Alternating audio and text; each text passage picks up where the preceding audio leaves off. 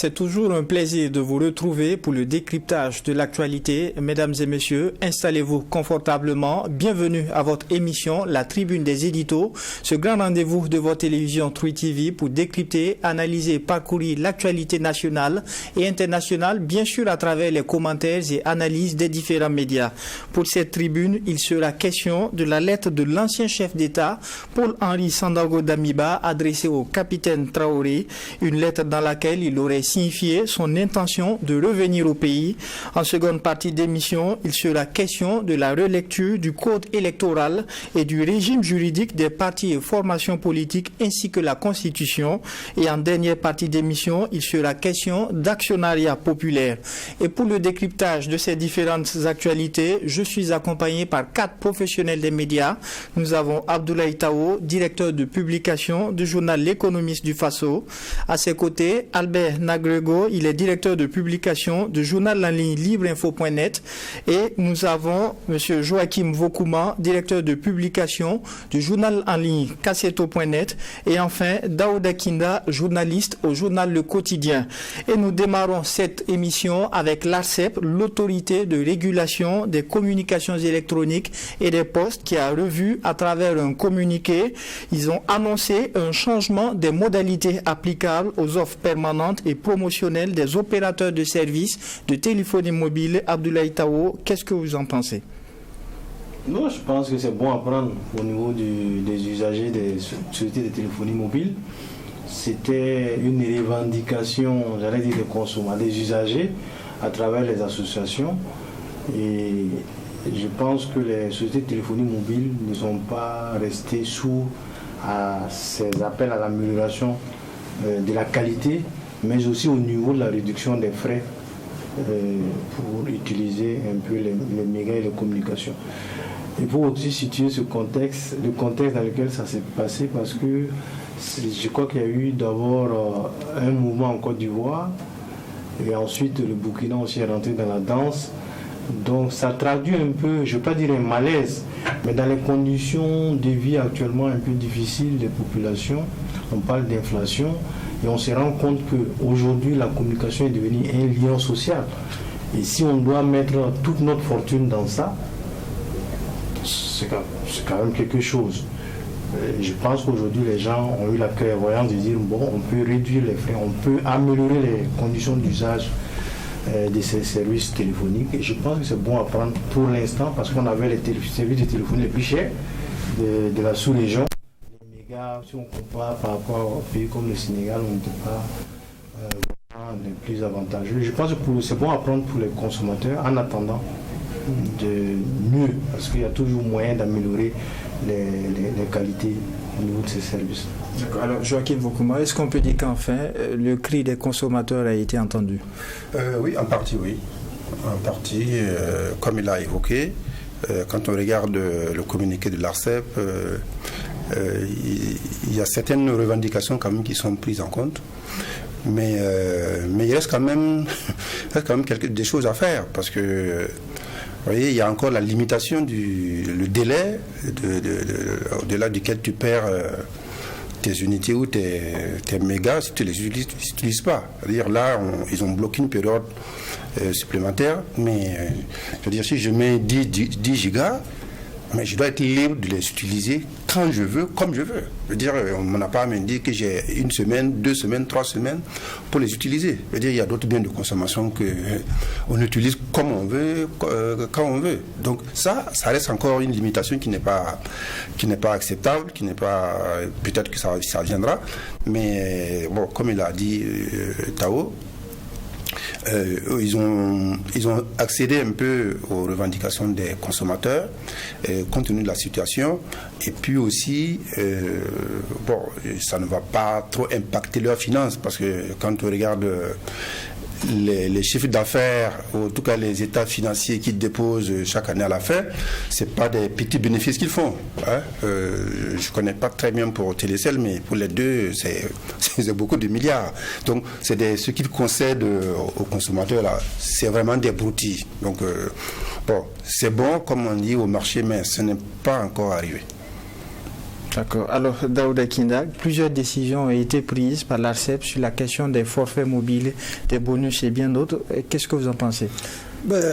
Comme mes prédécesseurs, je pense que c'est bon à prendre, mais les discussions doivent se poursuivre parce que la question fondamentale reste la baisse des coûts pour les mégas, qui est jugé un peu trop cher par les consommateurs, et aussi pour les crédits de consommation, pour les appels téléphoniques. Donc les négociations, les discussions doivent se poursuivre pour aboutir à une baisse significative de ces tarifs-là.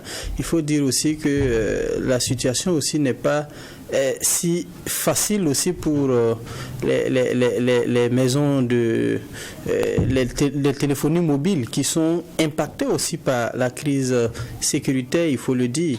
Lorsque les terroristes vont dans un certain nombre de localités, leur cible, c'est parfois les pylônes de ces téléphonies mobiles-là qui font que ils sont obligés d'injecter beaucoup de millions, beaucoup d'argent pour remettre en place ces pylônes-là, pour permettre aux populations-là de pouvoir avoir accès au réseau. Donc tout ça mis ensemble, ce n'est pas si évident que ça, mais il va falloir que les échanges là, entre les consommateurs et les téléphonies mobiles ainsi que l'ARCEP puissent se poursuivre pour aboutir à une baisse significative des coûts et arriver aussi à sauter le verrou des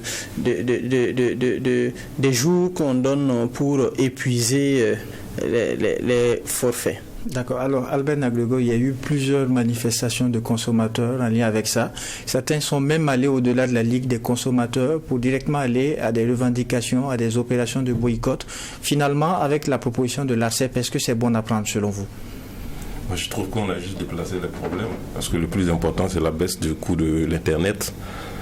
Surtout avec les unités également, parce qu'on sait qu'aujourd'hui Internet participe beaucoup à l'économie, au développement, et donc aujourd'hui se focaliser sur la question des durées de bonus, bon, c'est pas la solution à mon avis. Et ça aussi, il faut suivre, parce que si le réseau, par exemple, faisait 2 ou 3 fois de bonus par semaine, et que le réseau estime qu'aujourd'hui, maintenant, avec tout ce qu'on a pris comme mesure, je vais faire 1 fois de bonus par semaine, ça veut dire que le réseau ne perd absolument rien, parce que sur une fréquence de 3 fois ou 4 fois dans la semaine, il revient à une fréquence, ça ne change absolument rien.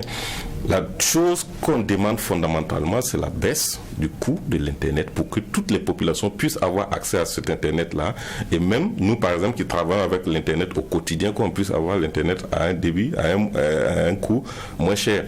Après, on a l'impression aussi que du point de vue politique, il n'y a absolument rien qui est fait, parce qu'on se pose la question, quelle est la part du gouvernement dans ce travail-là aujourd'hui pour qu'on puisse avoir un Internet vraiment moins cher, accessible à tout le monde. On n'y voit pas trop.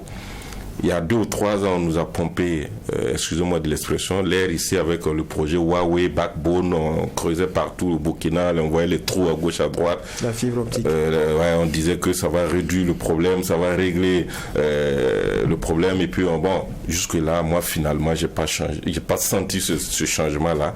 Et on n'a pas vu véritablement les gouvernements ou les politiques qui ont suivi également faire quelque chose dans ce sens pour qu'on puisse avoir un Internet facile. Et je sens depuis la grogne même que les réseaux de téléphonie sont dans une situation aussi de défiance ou de mépris. Quand on regarde la première rencontre avec, je ne sais pas, c'était l'ARCEP, quand on a regardé, il n'y a vraiment pas quelque chose de concret. Un délai avait été donné. Ils avaient proposé des délais pour pouvoir revenir sur la question. Ça, je crois qu'il a fallu que les associations et les OSC puissent relancer encore pour demander où on en est avec ce délai qui avait été proposé.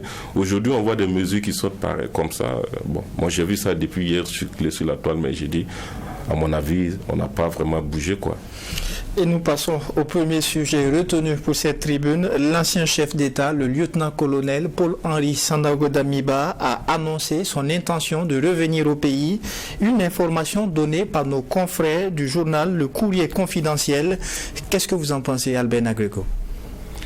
évidemment, la première des choses, quand on est en exil, on cherche à rentrer. Ça n'a pas commencé par le Burkina. On en a vu avec le pays voisin, la Côte d'Ivoire, des exilés politiques. On en a vu dans beaucoup d'autres pays.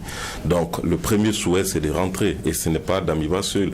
Même ceux qui l'ont précédé, je veux parler de l'ancien président Blaise Compaoré. Je veux parler également de Yacouba Isaac Zida, qui a même tenté de revenir pour être candidat à la présidentielle. Malgré tout, ça n'a pas marché.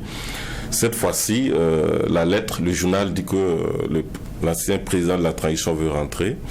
C'est normal.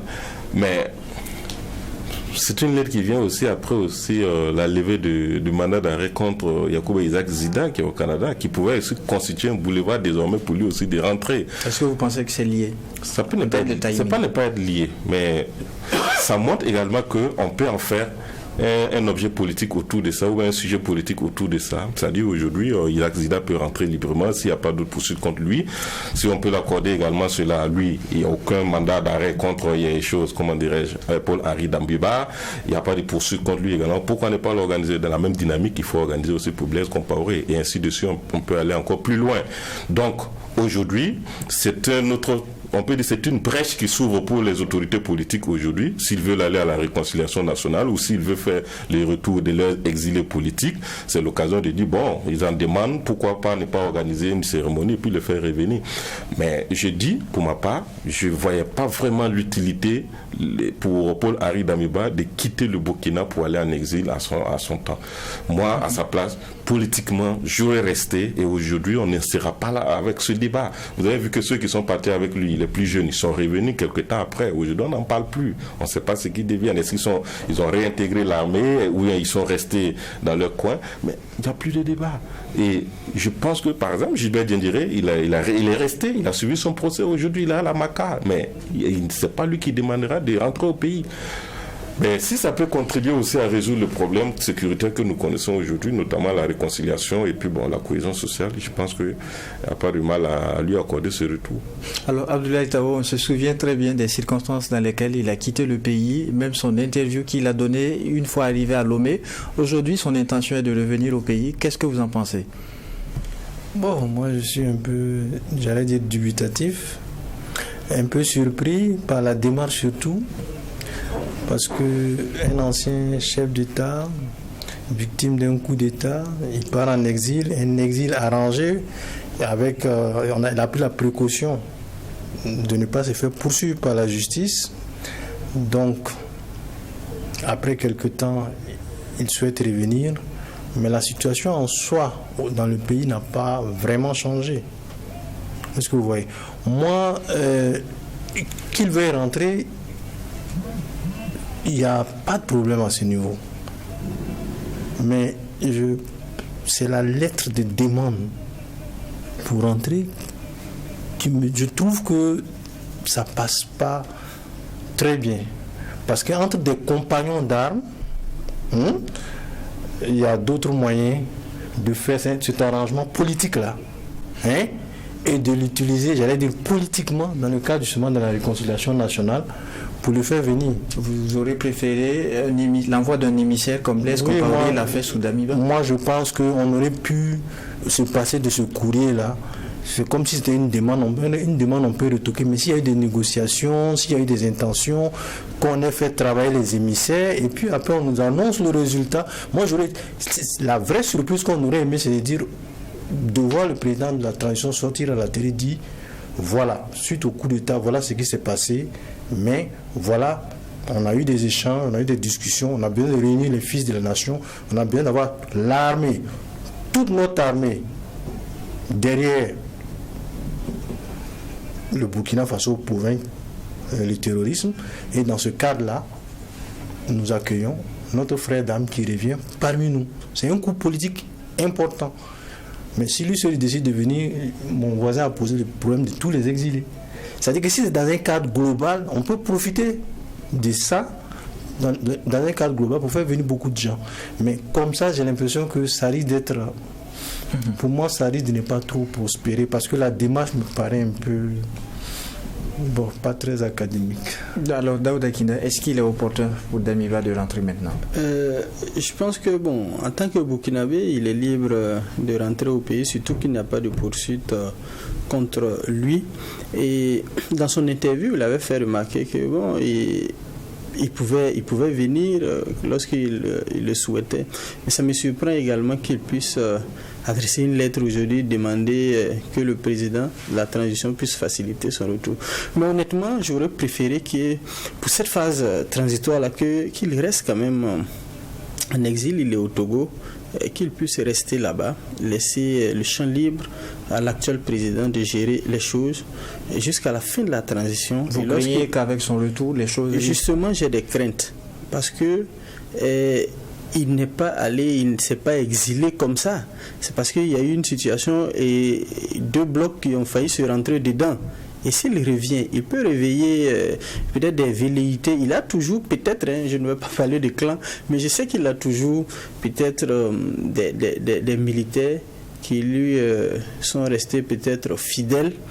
Et s'il revient, ça peut créer peut-être des mouvements au sein. Donc je préfère, bon, pour ne pas trop rentrer dedans, je préfère qu'il reste hors du pays tout le temps.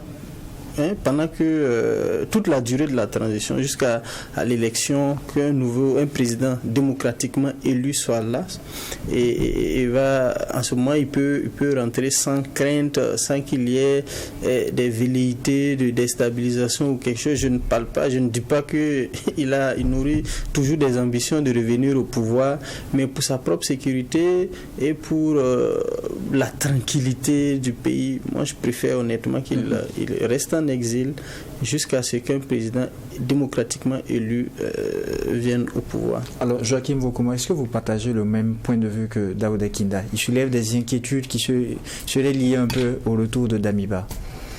Oui, pourquoi pas. Mais ça demande déjà que l'exil est quelque chose de douloureux, très douloureux quand on est en exil. Et en plus c'est juste à côté ici.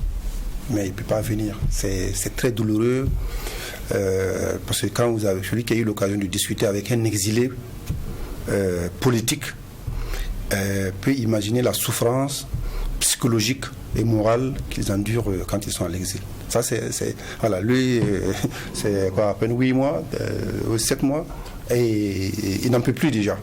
Donc, ça montre que ceux qui endurent l'exil depuis des années là, il faut leur tirer le chapeau. Mais comparativement aux 2, Blaise Compaoré et Isaac Zida, ça a été dit, Paul-Henri Sandaogo Damiba n'est pas poursuivi par la justice. Ce qu'on sache, il n'y a rien qui lui est reproché légalement. Donc, il peut revenir s'il veut. À la différence de Zida, on a évoqué le mandat d'arrêt qui a été levé, et ça c'est quand même une question d'arrêt qui m'avait surpris, parce que si le tribunal militaire se déclare incompétent pour exécuter le mandat d'arrêt, je ne vois pas sur quoi il se fonde pour lever le mandat d'arrêt. Voilà, est-ce qu'il est compétent pour lever le mandat d'arrêt? Ça c'est une question que je me suis posée. On verra si Zida va venir, mais en tout cas, lui, il a beaucoup exprimé son souhait de rentrer, et à plusieurs reprises, il a dit du bien de la transition en cours, il a félicité les orientations qui sont prises. Donc, lui, vraiment, il a envie de venir. Sauf que, peut-être d'autres paramètres, Blaise Compaoré à la procédure judiciaire, était condamné. Et donc, son arrivée avait suscité le tollé qu'on connaît. Mais pour revenir à Paul-Henri Sandaogo Damiba, ce n'est pas ça. Mais est-ce que son retour, justement, est opportun? C'est ça la question. Parce que quand on regarde le courrier, la lettre, dans la lettre, il prend bien le soin de mentionner le travail qu'il faut faire pour la cohésion de l'armée et la discipline, la hiérarchie militaire, le respect de la discipline, la hiérarchie militaire. Et ça, c'est bien écrit noir sur blanc dans la lettre. Et donc, il sait ce qui se passe dans l'armée. Et il a évoqué. On n'a pas des éléments tangibles comme ça, mais on sait bien qu'il y a l'unité de l'armée n'est pas une réalité, c'est une chimère pour l'instant. Et lui, effectivement, il a des partisans. Est-ce que son retour aujourd'hui va faciliter un renforcement de la cohésion dans l'armée ou l'inverse. Moi, je suis tenté de penser que ça sera plutôt l'inverse. Donc, je me suis demandé si vraiment sa demande a été... bon, c'est peut-être... Ce qui m'intrigue aussi, c'est que dans l'entourage du capitaine Traoré, il y a une fuite pour que cette lettre-là se retrouve dans la presse, parce que c'est quand même un courrier adressé à quelqu'un de particulier, personnel. Mais ça ne date pas de maintenant tout de même. Oui, mais même ça. Je veux dire, bon, c'est quand même un courrier c'est quand même une correspondance privée. Donc, est-ce qu'il y a eu des négociations souterraines qui ont échoué pour qu'ils finissent par faire une lettre comme ça? Je n'en sais rien, mais je ne suis pas très... On verra ce que le chef de l'État va dire comme réponse, mais je ne suis pas sûr que son retour peut faciliter la cohésion dans l'armée, ce qui est le gros problème actuellement dans la lutte contre le terrorisme. Alors, Albert Naguego, vous parlez de la possibilité de permettre à tous les exilés de rentrer. Eux, ils soulèvent des inquiétudes liées à un retour du lieutenant-colonel Paul-Henri Damiba. Est-ce que vous partagez les mêmes inquiétudes? Non, j'ai dit ça laisse, c'est une brèche qu'il ouvre. Si les autorités aujourd'hui, on ne connaît pas le sentiment des autorités aujourd'hui, peut-être qu'ils veulent faire également de la réconciliation nationale et un axe aussi important de cette transition. S'ils veulent le faire, c'est un motif aujourd'hui de dire qu'il y a des exilés qui demandent à revenir. Donc, on va organiser quelque chose pour leur retour. Mais comme ils le disent, il n'a pas de mandat contre lui, il peut venir, mais il ne peut pas aussi venir comme ça. C'est quand même un ancien chef d'État. Daouda Kine a soulevé des inquiétudes liées au fait qu'on a eu deux factions. Non, on n'est même pas d'abord au stade. On n'est même pas au stade d'abord de l'armée d'abord. Mais c'est un ancien chef d'État. La première des choses avant de venir, il faut que son pays d'exil va demander des garanties. On s'assure qu'il va venir au Burkina, peut-être qu'il n'y aura pas de poursuites contre lui, ou s'il vient, voici, quelles conditions seront respectées. Ça, c'est la première des choses. Est-ce que ça vous arrange? Si le pays aujourd'hui, Burkina, n'est pas demandeur, ils ne sont pas obligés d'accepter qu'il rentre aujourd'hui. La deuxième chose, c'est un ancien chef d'État. S'il vient aujourd'hui, il faut le mettre dans les conditions d'un ancien chef d'État également. Ça peut faire partie de ces doléances, tout ça. Peut-être qu'il va vouloir les conforts, les trucs d'un ancien chef d'État, il va le vouloir. Il aura besoin d'une sécurité également à sa résidence, surtout dans ce contexte, parce que aujourd'hui on peut se dire qu'il a fait 8 mois avant de partir. Sa sécurité est primordiale. Donc il faut trouver le moyen également, il faut déployer tout sécurité autour de lui. L'autre chose, si on arrive à la question de l'armée dont on parlait tout de suite, les factions également, il faut accepter qu'il y a des gens qui sont restés quand même au niveau de l'armée, des gens qui sont restés loyaux à Paul-Henri Damiba, ce qui est normal. La troisième chose, est-ce qu'aujourd'hui, avec ce qu'on voit, la question des générations au niveau de l'armée, est-ce que faire venir Paul-Henri Damiba aujourd'hui, avec ceux qui étaient avec lui, ces hommes de main qui sont partis, qui ne sont plus aux affaires, je vais parler du côté par exemple Yves Didier Bamouni, je vais parler également d'autres, on en a d'autres, Sissoré, bon, il y en a d'autres qui sont encore, il n'y a pas de problème. Mais ça, c'est une autre équation aussi à résoudre. Vous vous souvenez que dans la foulée, on a eu la libération du lieutenant-colonel Emmanuel Zungrana, mais au bout de quelques temps, il est réparti aujourd'hui à la Maca. Personne n'en parle. On n'en parle plus. Est-ce qu'il est réparti pour des faits qui lui sont véritablement reprochés dans une situation de tentative de déstabilisation? Est-ce qu'on n'en parle pas aujourd'hui pour quelles raisons? On n'en sait pas. Mais j'ai dit seulement que ce contexte-là, il ne peut pas revenir comme il le veut. Il faut forcément qu'il y ait une véritable entente, des accords bien précis. Et ces accords, je ne suis pas sûr que c'est sous cette transition qu'ils doivent faire. Mais si ce n'est pas fait sous cette transition, si un pouvoir démocratiquement élu, ça va encore se compliquer davantage. Parce que si c'est un pouvoir démocratiquement élu, si c'est un civil qui arrive, pour faire revenir tout cela, il faut véritablement qu'il soit dans un contexte véritable de réconciliation nationale bien préparé, sinon ça risque également de précipiter aussi éventuellement votre chute. Alors finalement, il n'est pas le seul, le lieutenant-colonel. Nous avons Blaise Compaoré, Yacouba Isaac Zida. Est-ce que finalement le Burkina ne perd pas avec tous ces chefs d'État qui sont en exil? Bon, je pense que c'est vrai, ce sont des anciens présidents donc, qui peuvent apporter leur contribution dans la situation que nous traversons, une situation quand même très difficile, mais chacun a son histoire et chacun sait comment il a quitté le pays. Donc c'est difficile de revenir comme ça. Il faut trouver un cadre idéal approprié pour permettre à tout cela de revenir. Vous voyez la brèche qu'on avait créée en 2022 pour permettre à Blaise Compaoré de revenir au pays. Vous voyez toute cette tollée que ça a créé dans l'opinion nationale. Les Burkinabés étaient plus divisés. Certains pensaient que Blaise était la bienvenue, d'autres pour d'autres il fallait forcément passer par la case judiciaire, que Blaise Compaoré réponde des différentes charges qui sont sur lui. S'il a été condamné, il faut le rappeler. Donc, mais on peut trouver des arrangements politiques, créer un cadre, notamment dans le cadre de la réconciliation nationale. Je pense que depuis Roch jusqu'au capitaine Ibrahim Traoré aujourd'hui, les gens en parlent. La réconciliation, tout le monde a... c'est peut-être maintenant qu'on n'a pas un ministère plein pour la réconciliation, mais je pense que tout le monde est disposé à aller vers la réconciliation nationale, à aller à la réconciliation nationale, et ça demande que tous les fils et les filles de ce pays-là se mettent ensemble, et bon, si le retour va permettre de trouver des solutions aux différentes crises que le Burkina Faso rencontre, je pense que c'est le moment d'y aller. Et la fenêtre est toute ouverte pour aborder la deuxième thématique, la question de la refondation de l'État, et le gouvernement de transition est engagé dans cette dynamique entre la relecture du code électoral et la récurrence des discours sur une nouvelle constitution. Les dés semblent jetés. Cependant, en réponse à un courrier du ministère de l'administration territoriale et de la décentralisation, la PMP, l'agence, les partis de la majorité présidentielle mettent sur la table la mesure de suspension des activités des partis politiques. Abdoulaye Tao, faut-il lever cette mesure de suspension finalement? Ça, c'est question à $1000, c'est ça?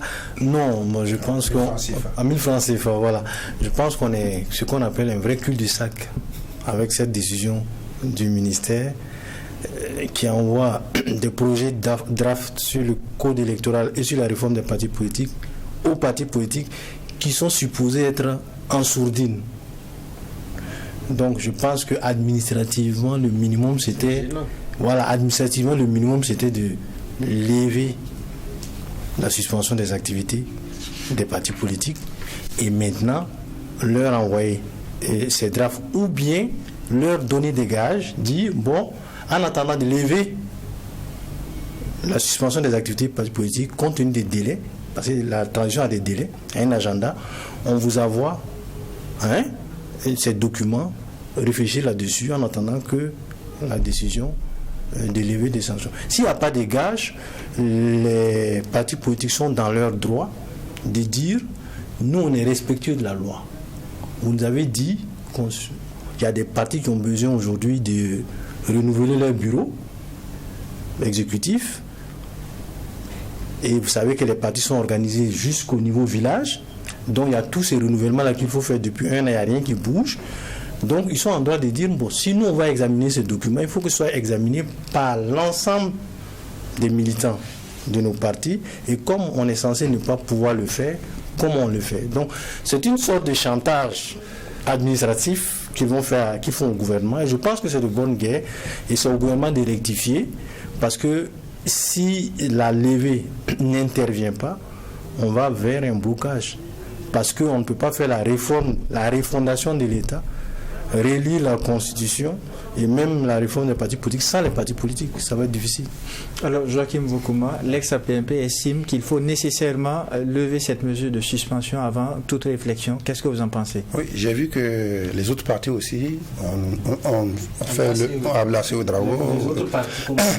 Les autres partis non alliés, ils ont embouché la même trompette pour dire que bon, voilà, il faut lever. Ils sont bloqués par la mesure de suspension de leurs activités et qu'il faut, c'est un préalable. Bon, quand j'ai lu le courrier, je me suis dit mais c'est quand même surprenant qu'au ministère de l'administration territoriale, on n'ait pas perçu que sans la levée de suspension des partis politiques, on ne peut pas leur demander ça. À moins que ce soit fait à décès. Non, je veux dire, parce qu'ils savent bien qu'il y a des partis politiques qui devaient renouveler leurs instances. Ils ont fait des demandes pour le faire. Le CDP l'a fait, il s'est fait taper sur les doigts. L'UPC a voulu en faire, on les a empêchés, la procédure est en justice au niveau administratif. Donc, quand tu lis le courrier, c'est très bien écrit, l'alliance n'est pas très bien écrit, poli, mais ferme, mais qui renvoie, c'est comme si on faisait un cours de droit élémentaire à une étudiante de première année. Donc, c'est tout à fait normal, légal, qu'ils disent, bon, il n'y a pas de souci, nous sommes prêts à ça, mais sauf que nous-mêmes là, c'est pas sûr que nous sommes légitimes pour parler en tant que représentants de ces instances-là, nous sommes légitimes pour parler de ça. Donc, il faut lever la mesure de suspension pour qu'on renouvelle nos instances, pour que les autorités, les responsables soient légitimes. À ce moment-là, on peut répondre aux sollicitations que vous avez manifestées. Ce qui est tout à fait normal, et je trouve que c'est dommage que là, on va perdre un temps fou, parce que je crois que dans le chronogramme, la concertation nationale, là, c'est autour du 25 ou 26 juin, de ce mois-ci. Donc, je ne vois pas comment d'ici là, les partis politiques, quand on regarde, moi j'ai vu le draft sur la réforme des partis politiques et du code électoral, il y a du boulot. Ah oui, il y a du boulot à faire. Et je ne vois pas comment des instances peuvent... un parti politique, ce n'est pas le président du parti politique, du parti ou le secrétaire général et son adjoint qui se réunissent pour... non, c'est compliqué que ça. Voilà. Vous voyez, même les syndicats, quand on leur pose un problème, ils disent, on va aller voir la base, et puis on revient. Donc parfois c'est pour faire traîner quand ils ne veulent pas. Mais c'est la procédure qui est comme ça. Et aussi c'est la même chose. C'est pas parce que vous êtes responsable de parti politique que vous pouvez vous réunir comme ça dans une salle et puis voilà, reprendre. Donc c'est dommage que le ministère ait raté de respecter cette procédure-là. Bon, il n'est jamais trop tard pour bien faire, peuvent rattraper le coup en levant la mesure de suspension. En tout cas, s'ils veulent que les partis politiques apportent leur contribution, et je pense que c'est nécessaire qu'ils apportent leur contribution, parce que ce soit le code électoral ou la réforme des partis politiques, si on fait des réformes sans les principaux concernés, bon, je pense qu'on aura fait force au tout. Et parlant de refondation, il n'y a pas que le cadre juridique des élections et des partis politiques qui fait sujet à polémique. Il y a aussi cette question de constitution qui est chère au Premier ministre. Et le quotidien sur la question a intitulé son édito « Les saillies de Tambela ».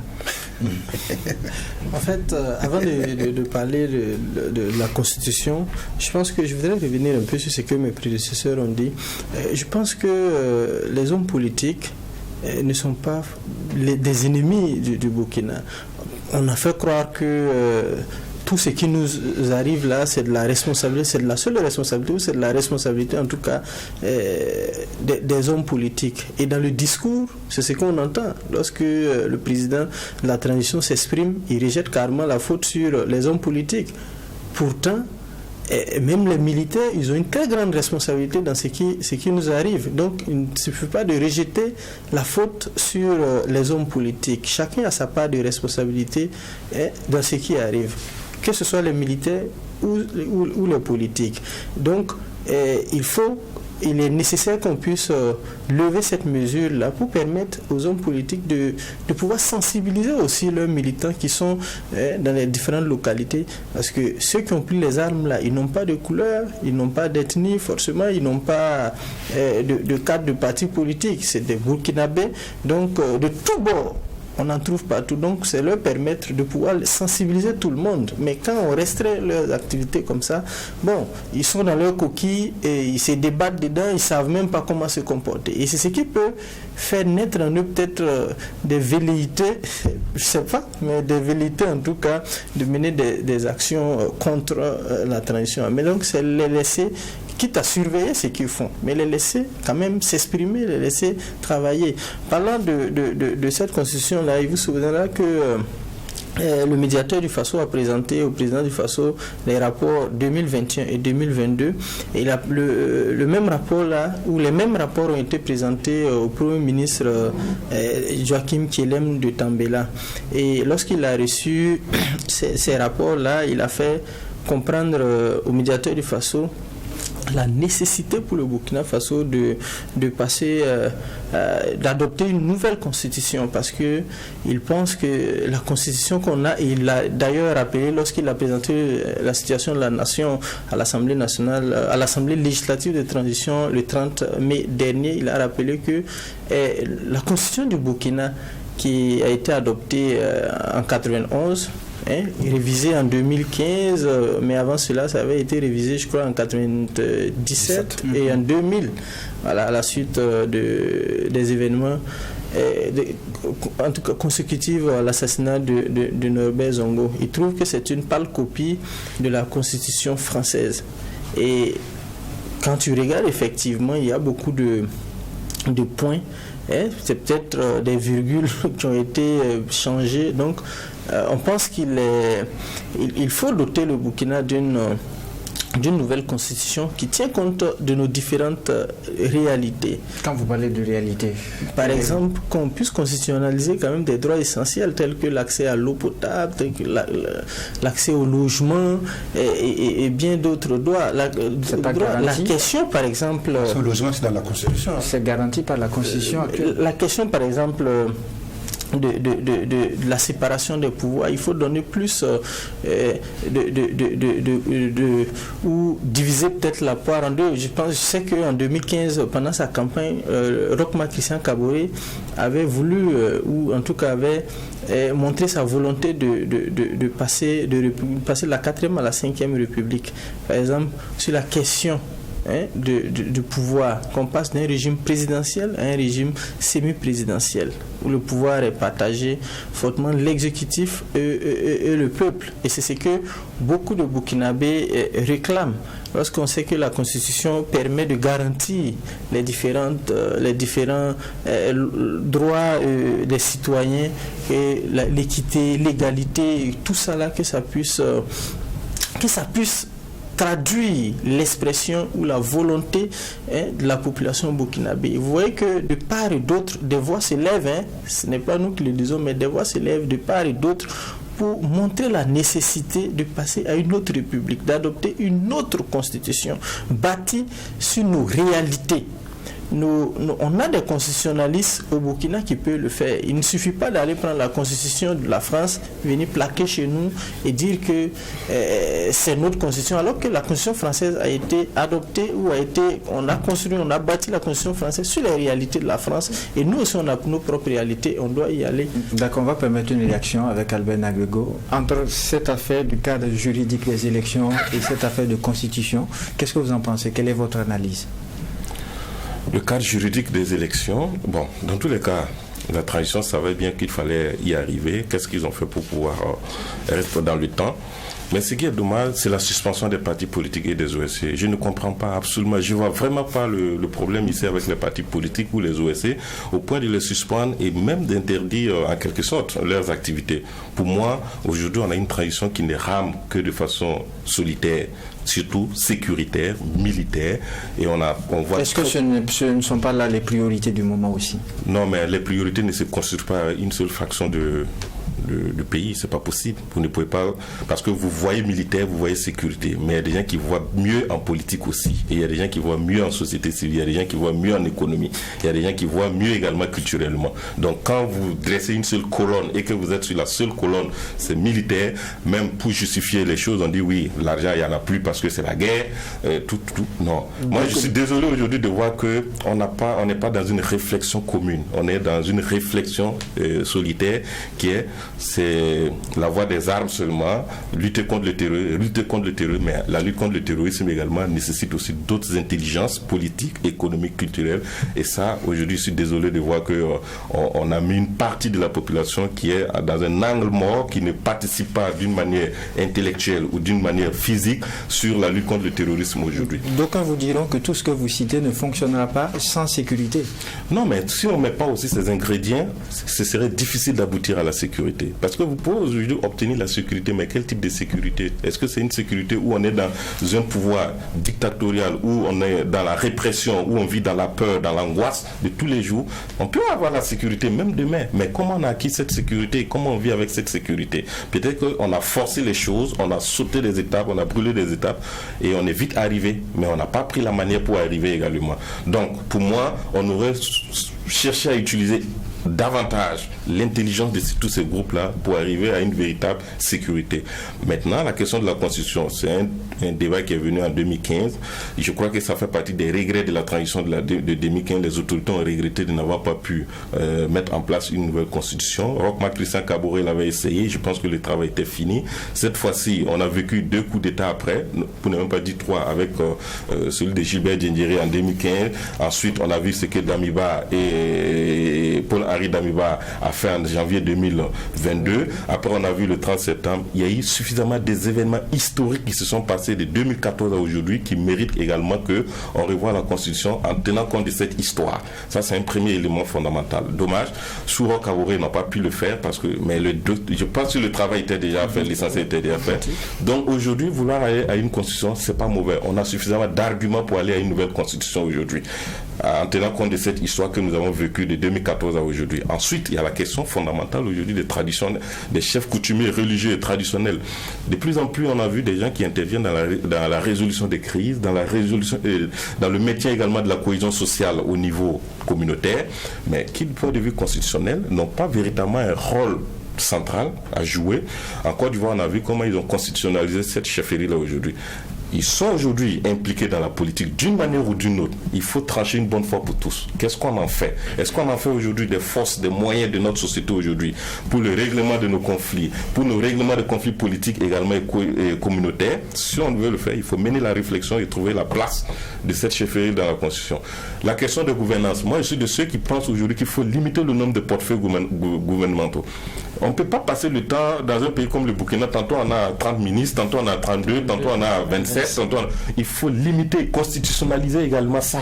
Il faut le faire. Si aujourd'hui on doit mettre dans la Constitution que tous les gouvernements désormais c'est 20 membres ou 24 ou 25, il faut le faire. Parce qu'il y a eu cette volonté, avec la transition de 2015, de réduire le nombre de gouvernements. Avec le président Ibrahim Traoré également, il y a eu cette volonté de réduire encore. Parce que le dommage, ça joue sur le Burkina. Vous avez un gouvernement aujourd'hui, on fait un gouvernement de 35 minutes, on subdivise les choses. Le prochain gouvernement, on annule les ministères, on revient encore, on perd tous les Burkinabés à la fois, on dilapide les recettes encore, les économies de ce pays.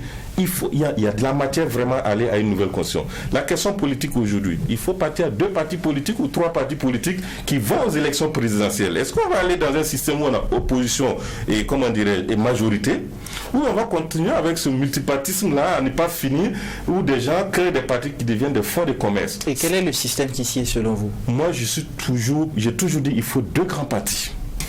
Il faut absolument 2. Les autres n'ont qu'à s'allier. Vous savez que bien qu'aux États-Unis, là, il y a d'autres partis, il y a des partis micros qui sont là, mais ils choisissent d'accompagner ou d'aligner les jeux. Aujourd'hui, dans ce Burkina, on ne peut pas se retrouver avec chaque année des partis politiques. N'eût été la suspension, aujourd'hui, on serait encore à des nouveaux partis politiques. En fonction de ce que vous avez comme moyen pour demander à des gens. Donc, à quelque part, il y a eu du positif dans la suspension. Non, pas qu'il y ait eu du positif. Ça veut dire qu'on pouvait laisser les créer. Mais cela ne va pas empêcher la réforme. Donc, je dis, il y a de la matière aujourd'hui pour aller à une nouvelle constitution, pour peu qu'on ait la volonté vraiment d'aller à une nouvelle constitution, mais pas une constitution aussi pour, créer de l'impunité pour certains, parce qu'il ne faut pas avoir des constitutions ici où des gens seront, des lois d'amnistie qui seront constitutionnalisées, ou je ne sais pas moi, des coups d'État qui seront constitutionnalisés d'une manière ou d'une autre. Il y a vraiment de la matière. Notre conseil constitutionnel ici, après, a fait prêter serment à des gens qui sont arrivés au pouvoir par des armes. Des gens ont posé le problème de la Constitution, non respectée. Comment on fait désormais? Est-ce qu'on ouvre une brèche, on garde ça comme ça, ou il faut... Pour moi, il y a la matière, et l'essentiel maintenant, c'est qu'on se réunisse et qu'on fasse un débat franc, sincère, pour y arriver. D'accord. Que ce soit des choses taillées sur mesure aussi. On va permettre une réaction. Oui, Abdoulaye Taou. Moi, je veux juste dire, effectivement, si on regarde le passé récent du pays et les problèmes sociopolitiques qu'on a vécu, il y a matière à réviser la Constitution en certains de ses aspects. Vous demandez révision de nouvelle constitution. Bon, c'est la même chose, hein. Ça dépend du degré. On dénonce l'actuel qui serait calqué sur la constitution française. Bon, ça aussi, c'est un débat de politiciens. On est tous allés à l'école du blanc, française, donc on a copié. Donc aujourd'hui, dire que c'est calqué sur la France, c'est une palissade. Le Premier ministre estime que ça ne reflète pas les aspirations des populations. Que ça ne reflète pas les populations, mais ce n'est pas la faute à la France en ce moment. C'est pas la faute de la France. Ça veut dire que pendant 60 ans, nous, Burkinabés, on n'a pas su adapter notre constitution à nos réalités. Donc c'est de l'auto.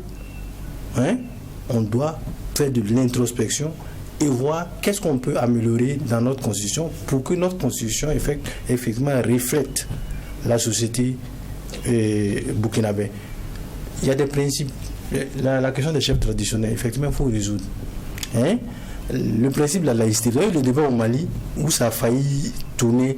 Il faut qu'on s'entende là-dessus aussi. Et jusqu'aujourd'hui, ça continue. Voilà, il faut qu'on s'entende. Dans le texte qui est en adoption, c'est la laïcité. Voilà. Donc, il y a des principes fondamentaux qu'on doit. C'est vrai que le débat n'est pas encore au Burkina, mais qu'est-ce qui est la laïcité, on y reste ou on part au système du multiconfessionnel? Non, pour moi, la laïcité, c'est le multiconfessionnalisme. Je vois qu'il n'y a même pas photo. La laïcité, c'est ce principe-là qu'il défend. Chacun avec sa religion, ensemble, dans un pays, avec les règles de l'état de droit. Mais il y a un élément sur lequel je voudrais revenir. Et là, c'est un problème de cohésion nationale. Aujourd'hui, on a ostracisé les partis politiques. Mais ça, c'est des questions clés. Ça doit être géré en partie par les organisations syndicales, la société civile, et les partis politiques, ces débats-là qui arrivent, parce que c'est eux qui organisent la société. La société, ce n'est pas nous individuellement pris ici, c'est nous organisés dans des structures démocratiques. Et ces structures démocratiques-là nous représentent. On a parlé de la limitation du nombre de partis. Il faut bien qu'on discute, effectivement, pour voir si on reste dans une logique de 2, 3, 4, et si on reste dans la logique de la limitation, se pose la question du financement des partis. Aussi, il faut qu'on résolve. Donc il y a un certain nombre de débats, effectivement, on ne peut pas faire l'économie de ça. Est-ce qu'on va changer notre constitution de fond en comble? Moi, je ne pense pas. Je pense qu'il y a des réglages qu'il faut faire. On peut passer à une nouvelle république, il n'y a pas de problème. On peut avoir une réaction, Joachim Gougouma. Oui, bon, quand il a évoqué les saillies du Premier ministre, mais c'est du domaine de Tambela. Moi, je me rappelle bien des débats qu'on a eus depuis des années. Il disait qu'on avait des professeurs de droit constitutionnel, mais qu'on n'avait pas de constitutionnalistes. Toujours dit ça. Donc, pour lui, les constitutionnalistes, c'est celui qui va faire une constitution qui tienne compte justement de nos réalités. Et c'est quoi nos réalités? C'est ça. Le président de la République, on l'élit au suffrage universel direct ou bien c'est au suffrage universel indirect? Ça, c'est une question qui est posée. En France, ils le sont passés à ça parce que c'était pour mettre fin à l'instabilité des gouvernements. Voilà. Donc, De Gaulle a instauré ça en faisant élire le président directement au suffrage universel direct. Ça lui donne une légitimité directe avec le peuple qui fait qu'il n'est plus manipulé par les différentes majorités qui se forment à l'Assemblée nationale. Est-ce qu'on garde ça? On a évoqué ça, les chefs traditionnels, là, qu'est-ce qu'on a fait? Le Conseil constitutionnel, il faut bien qu'on réfléchisse à ça. Parce qu'ils ont, à mon avis, le Conseil constitutionnel s'est discrédité en investissant le lieutenant-colonel Damiba. Et puis, bon, il ne pouvait pas faire autrement que d'investir encore le capitaine, voilà, au nom de la jurisprudence. Quelle est la crédibilité aujourd'hui du Conseil constitutionnel? Demandez à un étudiant de droit, à part tout ce que les professeurs lui disent là, quelle est sa signification? Vous estimez qu'il n'a plus son sens? Non, mais je veux dire, il faut qu'on en parle. Mais quand beaucoup de juges constitutionnels ne sont nommés par le non, oui, non, mais justement, il faut qu'on en parle. Il faut qu'on en parle pour que ce conseil-là ait une autonomie pour pouvoir prendre des décisions. Oui, parce que si lors du premier coup d'État, il avait dit qu'il ne pouvait pas investir le chef de l'État parce que, voilà, ils n'ont pas la compétence pour ça, ça aurait pu régler. Mais sur les réformes qui sont en cours, en tout cas qui sont lancées et qui suscitent quelques débats. C'est dommage qu'on n'ait pas tous les éléments, mais les quelques informations que j'ai pu glaner, il semble que pour le président de la République, on veut une caution de 50 millions avec un remboursement pour ceux qui auraient au moins obtenu 15% du suffrage universel. Donc ça va déjà commencer à écrémer les candidats entre griffes, voilà, farfelus. Maintenant, pour la réduction des partis politiques, le nombre de partis politiques, je pense que ça peut peut-être rester dans le texte intégral, mais en mettant en place un certain nombre de mécanismes, comme j'ai vu qu'il fallait avoir un siège qui n'est pas le lieu du domicile privé. Mais ça, c'est déjà réglé. Non, mais c'est pas si... voilà. Ça se poursuit. Ça se poursuit. Un certain nombre de mécanismes qui permettent de réduire voilà, le nombre de partis politiques. C'est vrai, un pays comme le Burkina, 200 partis politiques, c'est ridicule.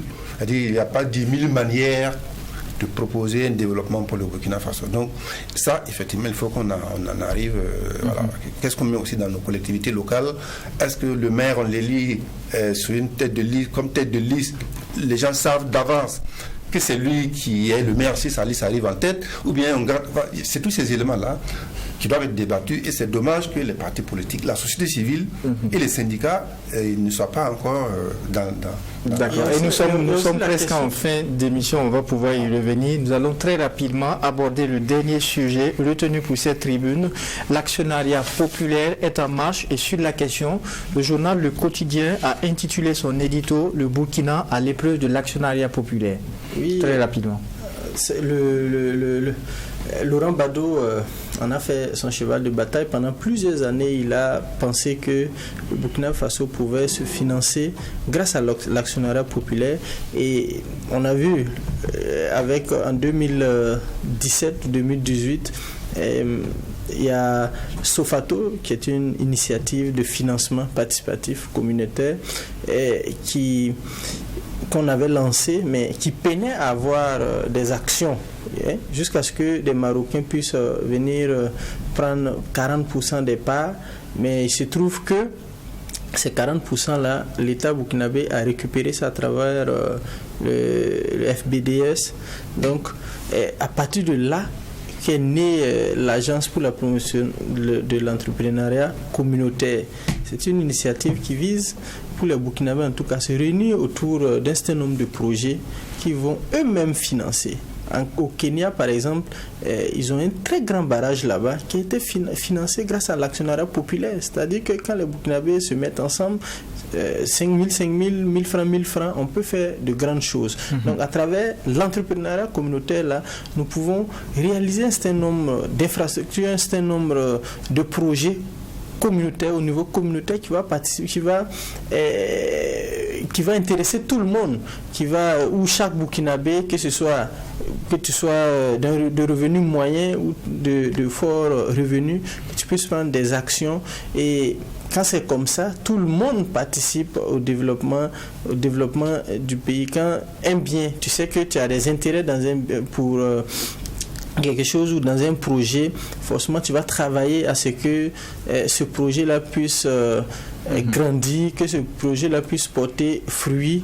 Et il y a beaucoup de projets comme ça dans le cadre de l'APEC. Il y a au moins 4 projets qui ont été identifiés et qui vont faire l'objet de financement par actionnariat populaire. D'accord, vous parlez de 4 projets. Et sur l'actionnariat populaire, au niveau de Libre Info, on estime que c'est un hommage qui est rendu au professeur Laurent Gbagbo. Évidemment, c'est un hommage. Maintenant, attendons de voir est-ce que le projet, dans sa mise en œuvre, va répondre à ce que le professeur Laurent Gbagbo pensait, parce que vous savez très bien que c'est un homme politique qui n'est plus à présenter au Burkina, qui a quand même été candidat à la présidentielle, qui a aussi été député plusieurs fois, donc il avait des idées politiques aussi bien éclairées. Et aujourd'hui, on continue d'utiliser ces idées d'une manière ou d'une autre. Maintenant, l'autre chose, l'idée c'est bien, l'actionnariat populaire, mais quand je vois déjà pour les premières informations, je me demande si le coût de l'action est à la portée aussi du citoyen lambda qui se retrouve vraiment dans les villages ou dans les zones concernées. Par exemple, dans une zone où on a une mine, parce que je vois qu'il y a le secteur des mines qui est concerné déjà, l'agriculture aussi, quoi encore. Mais après, c'est de savoir, il ne faut pas aussi ceux qui sont bien placés du point de vue économique vont aller encore s'acheter les plus grandes parts dans ça. Et après, vous mettez votre argent, vous voyez, parce que vous n'avez pas assez d'actions. Et puis, au moins, venir de faire les trucs, vous voyez que ce que vous retrouvez encore, ce n'est pas un grand truc. Donc, moi, j'aurais aimé qu'on limite ça vraiment au Burkinabé moyen.